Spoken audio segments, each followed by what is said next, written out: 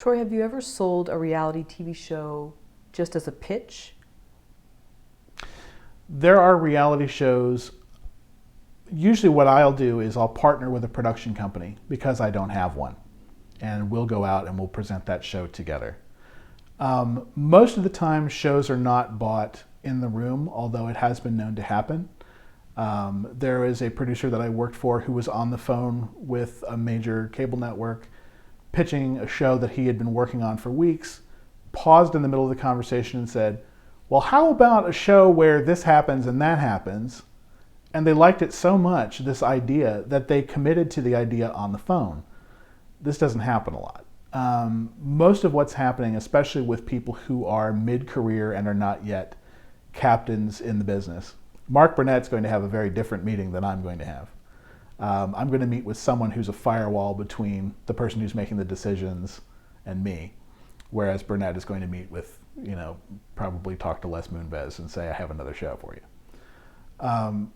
When you go in with those shows, typically what will happen is you'll have a little bit of back and forth. It doesn't get bought in the room necessarily because they're sort of testing the seaworthiness of the idea to make sure that you have something that's completely saleable. People come in with an idea that's not finished, or a concept for a show that doesn't stand up to questioning, or sometimes the executive might be trying to sort of crush it into the form of something that they need to buy at that time. The example that I always give is if I'm pitching you a show where women are trying to find love and the executive says, well, we just got a sponsor that's a motorcycle company. Can they be trying to find love and be on a motorcycle trip across the country at the time this is happening? It's an exaggerated example, but you're right. The thing that's supposed to happen is you're not supposed to always sell your show. You're supposed to sell a show, a version of your show. So that back and forth is one of the reasons why I don't think that there's always a sale in the room. Right. I know you talked about in another interview the $1 million napkin, where Right. people get this idea, maybe they're having cocktails, and hey, wouldn't this be great? Right. So let's say that person is somewhere, maybe they're selling real estate somewhere, they're selling insurance, and they say, I want to pitch a reality show. What are some cliff notes, like just a quick and dirty checklist? And I know you don't Sure. like lists, but No. Oh, okay. I But can give you a checklist. Okay. If you're going to pitch a show, the $1 million napkin idea is that everybody thinks that everything's so easy to sell. Like, hey, it's about two guys that work in a junkyard. Well, you've got to understand your talent. So if you are someone who is coming into this cold, if you're pitching a show about an occupation, for example, make sure that you have people selected that are viable cast for this show who have agreed on paper to let you pitch a show about them for a period of time. So that when you walk in the room, even if they don't like the people you have, they see that you are able to put that talent together. It's very hard for someone who is brand new to sell a format. If you were selling a reality competition show or anything where the format is the star as opposed to the talent being the star, you're going to have a very hard time doing that because there are people who are completely dedicated to creating those types of shows, and you yourself do not bring value to that show as a creator. You have to figure out how to package things out a little bit and to figure out how to add value to yourself. So really think about it. Also, when you go in, be sure you have an idea, especially if you're doing a docu-soap, docu-series. Have an idea of who you want to cast, and also have an idea of where that show could go over a period of 2 or 3 seasons. Just so they know, again, it's that it's something that's built to last and there's somewhere to take you, as opposed to showing you a bunch of interesting people who aren't necessarily doing much. And that would be the short checklist. The longer checklist, I think, is making sure that the idea that you have is not only saleable and is in line with a particular network's needs or wants. Don't create a show because you think it would be fun. Create a show that has a buyer in mind.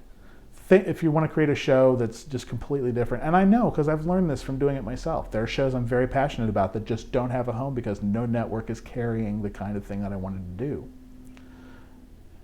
Don't go into the wrong place or you've completely torpedoed your relationship with them forever. Is you come in the door with something that is so foreign to their network, you wasted their time. It looks like you don't know what you're doing. It looks like you haven't bothered to look into what they do. and they don't want to see you again. Wow. So be incredibly prepared, it sounds like. Be incredibly prepared. Take the time to research the networks that would like to see the kind of programming that you're bringing in. Make sure that you're not creating a show that is cost prohibitive to the point where the example that I often give is, I call it celebrity choir. It's if you had to do a show where every episode a celebrity has to get 20 other celebrities together and form a choir, and you're going to do eight episodes over a season, that's 168 celebrities that you would have to have involved in that show over the season. Now, is celebrity choir a good idea if I just have one celebrity who has to get a group of normal people together and figure out how to lead them as a choir? Sure, because then you have 8 people that you need to cast over the season instead of 168, and suddenly that show is a sellable, doable thing.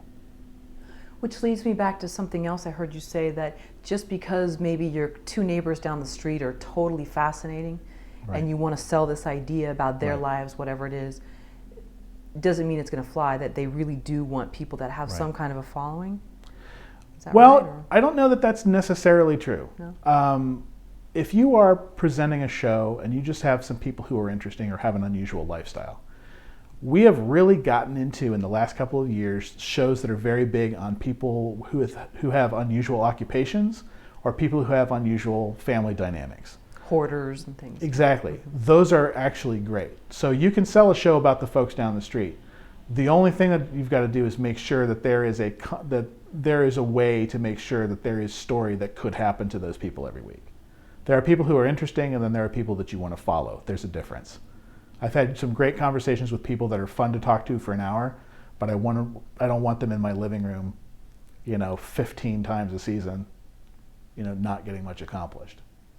So going back to making sure that there is talent attached, whether it's a big, right, name or somebody down the street, what is that exactly? Is that a contract, and what does that look like?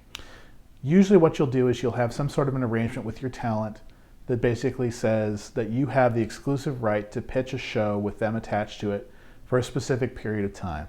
For me, typically it's about 120 days at the outside. Some people will do it longer, some people will do it shorter. I think it gives you enough time that you can take it out once, because once it's been around, the idea is kind of exhausted. Once a series has been pitched, word gets around, everybody knows that it's been out. So you've really got one shot to take it somewhere. So 120 days is usually long enough to do it. And basically all you're doing is preventing production companies and other people from doing an end zone run around you and just going directly to your talent and saying, it's great that Fred introduced us, but I think we can do the show without Fred, so why don't you come with me and we'll do the show? And it has been known to happen.